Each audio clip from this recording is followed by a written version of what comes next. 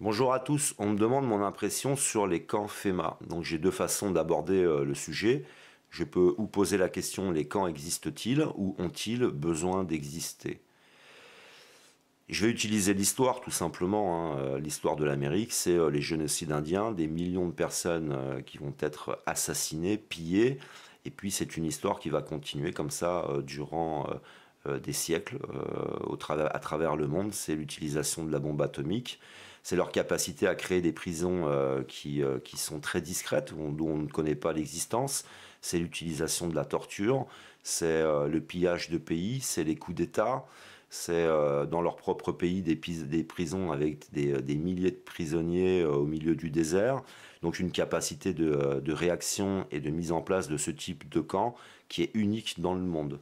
Donc les camps FEMA ont-ils besoin d'exister pour laisser supposer qu'ils puissent être, comment dire, qu'ils puissent avoir des mauvaises intentions à un moment donné?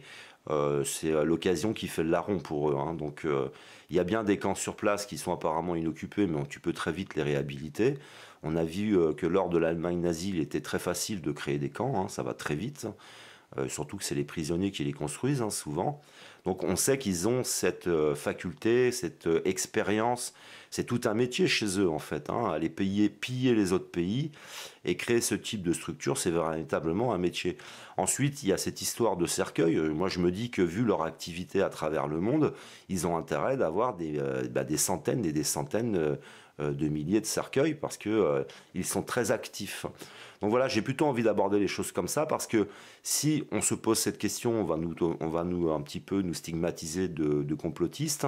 Et si on aborde les choses de cette façon, on va dire oui, mais c'est le passé, c'est un autre endroit. Quoi qu'il en soit, de toute façon, ça n'intéresse pas grand monde ce qu'ils peuvent faire du moment que ça n'arrive pas chez nous. C'est un phénomène un petit peu psychologique que l'on peut retrouver dans la famille. Vous avez par exemple la mère de famille qui sait que les enfants, ses propres enfants subissent l'inceste avec le père, par exemple, et qui ne va rien dire parce qu'elle ne veut pas, elle ne veut pas remettre en cause certaines choses, elle ne veut pas remettre en cause sa situation familiale, elle ne veut pas déstructurer sa famille, envoyer le père en prison. Donc on fait semblant de ne pas voir ce qui se passe, comme nous faisons semblant de ne pas voir ce qui se passe, parce qu'il y a les hamburgers, il y a le cinéma, il y a toute l'électronique qu'on nous envoie, les technologies, c'est Google, c'est comment dire, c'est Facebook, c'est voilà, les Américains, on a deux façons de les aborder, hein. C'est tout ce qui est de l'ordre de l'amusement avec Walt Disney, les loisirs, et puis il y a tout ce côté très négatif, on fait bien mine de ne pas le voir. Alors pour aller un petit peu plus loin, puisqu'on parle de camp, ben, je voudrais quand même signaler que nous vivons nous-mêmes dans un camp et que Donald Trump va lui finir le travail avec le Mexique, hein, avec sa grande muraille qu'il veut mettre tout au long de la frontière. Nous sommes dans les mêmes conditions. Nous avons des prisons qui vont être en cours de construction, 33 prisons qui vont nous être offertes par Monsieur Manuel Valls, parce que nous ne sommes pas dans un État dans un gouvernement qui est capable de produire, mais c'est un gouvernement qui est plutôt dans l'autorité. Alors, il va se passer les mêmes phénomènes que lors de l'Allemagne nazie. C'est pour ça que depuis que je suis sur Internet, je parle de Manuel Valls. C'est pour ça que j'avais dit qu'il se présenterait aux élections, puisque nous sommes dans une recette. Quand il y a une recette, il faut des acteurs. Suivant l'état dans lequel nous sommes, des acteurs peuvent se présenter et pas d'autres. Donc il nous faut des acteurs un petit peu manipulateurs, des personnes qui utilisent des faux chiffres, qui sont dans le populisme, qui vous font des fausses promesses. Et nous sommes dans ce type de configuration aujourd'hui. L'Allemagne nazie, c'était tout d'abord la gauche qui était au pouvoir. C'était une crise économique sans précédent. Il fallait comment dire, un bouc émissaire. Donc on a instrumentalisé les juifs. Et nous sommes dans la même configuration, sauf que nous instrumentalisons l'islam. Et Monsieur Manuel Valls, par exemple, est un professionnel de l'instrumentalisation. C'est l'islam radical, c'est le choc des civilisations. Il nous parle de toutes ces choses-là. Et il a en plus un trait psychique qui est intéressant. Il a la main qui tremble. Il est obligé de contenir sa main, un petit peu à l'image aussi d'Adolf Hitler, qui lui, je pense, avait une maladie. Genre, je ne sais pas si Monsieur Valls a une maladie aussi. Mais en fait, ils ont un petit peu les mêmes les mêmes profils. Et il faut des types de profils comme ça dans une situation comme la nôtre aujourd'hui. Donc on va voir de plus en plus nos droits être retirés, on va vivre nous-mêmes dans un camp. Et plus il y aura de terrorisme, plus il y aura de problèmes, même de problèmes de délinquance suite à la crise, et ben, plus on va nous retirer nos droits pour nous rassurer. Donc vous voyez, c'est du populisme. Il nous faut maintenant des personnages dans cette situation.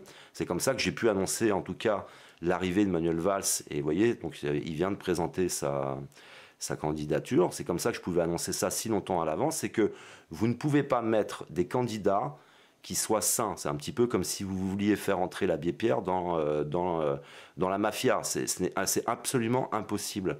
Et on va voir comme ça le monde s'effondrer comme ça dans une récession complètement, avec des lois très dures, avec des conflits, des manifestations, avec des divisions de plus en plus fortes. Et il va nous falloir un responsable. Ne pouvant accepter, ne pouvant déclarer qu'en fait nous sommes à la fin d'une ère, que nous sommes à la fin comment dire, d'une période où il faut entreprendre un très grand changement par rapport à l'environnement. Quand je parle d'environnement, je ne parle pas de réchauffement climatique, c'est que la planète ne peut pas fournir suivant ce modèle. Donc il nous faut des acteurs politiques courageux qui disent il faut une réforme économique, une réforme du modèle, de l'organisation, pour que nous ayons des vies cohérentes par rapport à la planète et ce qu'elle peut fournir. Donc à partir du moment où nous aurons des acteurs qui, comment dire, nous font des promesses de réindustrialisation, de relever l'économie, un simple, comment dire, une simple sortie de l'Europe, ça va arranger les choses, tout ça, ce ne sont que des promesses bidons. On est face à un problème international, la planète ne peut pas fournir. Donc en fait, quand je prends un sujet maintenant, comme par exemple les camps FEMA, moi j'utilise l'histoire, j'utilise la situation présente et la situation future pour dire que, les camps FEMA n'ont pas besoin d'exister pour savoir que dans l'histoire, l'humain est capable des pires choses. Et surtout, pour les Américains, ils sont de véritables spécialistes, hein, contrairement à l'Allemagne qui a abandonné après la guerre, qui est devenue, entre guillemets, une démocratie. Les Américains n'ont jamais cessé d'entretenir ce type de méthode, de structure, de technique. Donc je ne me pose pas la question si ça existe. De toute façon, si ça n'existe pas aux États-Unis, ça existe dans d'autres pays, puisqu'ils savent l'installer dans d'autres pays.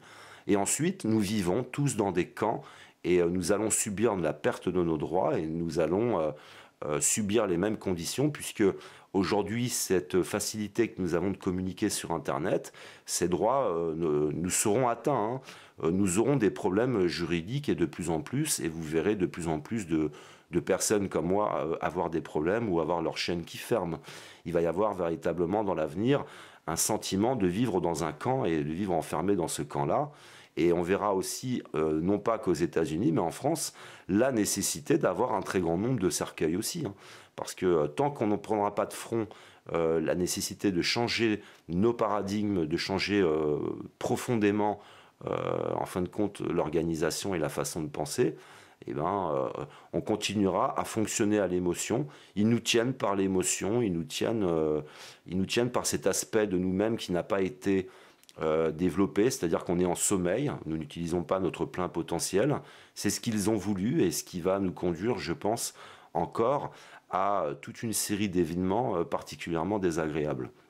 Pour ceux qui ont un petit peu des doutes sur les cycles dans lesquels nous sommes, je vous invite à nouveau, je le conseille régulièrement, c'est de regarder cette vidéo pour bien comprendre que soit nous sommes des ouvriers, soit nous sommes de la chair à canon, puisqu'il s'agit pour eux à chaque fois de faire de tout événement un vrai business, et la guerre pour eux c'est un vrai business. Ainsi que les enfants, on sait parfaitement que des enfants disparaissent, ce sont des dizaines de milliers d'enfants qui disparaissent dans le monde, ce ne sont pas seulement les enfants des migrants, et qui sont eux aussi un business. C'est un business sacrificiel pour ceux qui ont des rites à la con. C'est comment dire, pour les pédophiles, c'est pour le trafic d'organes. Et alors qu'est-ce qu'ils font? Qu'est-ce que font nos gouvernements pour les enfants? Absolument rien.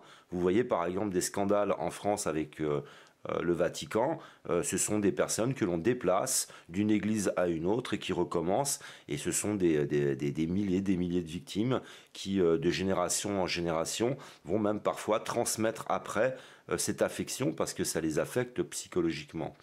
On est donc dans un besoin, non pas d'intervenir, d'agir sur l'extérieur, mais c'est d'agir sur la population pour qu'elle se comporte autrement. Ce qui veut dire qu'il faut entrer dans l'éveil de cette conscience de nous-mêmes. Mais si on le faisait, on voterait aussi autrement. On ne voudrait plus d'armes, on ne voudrait plus de guerre, on ne voudrait plus de tout ça. Et ils sont coincés un petit peu comme ça dans cette situation. Il va donc être maintenant pour eux question que d'une seule chose, c'est de nous maintenir dans ce sommeil et de continuer à garder le pouvoir pour la prochaine ère. Merci de m'avoir écouté, je vous aime, que l'amour soit avec vous et à une prochaine vidéo.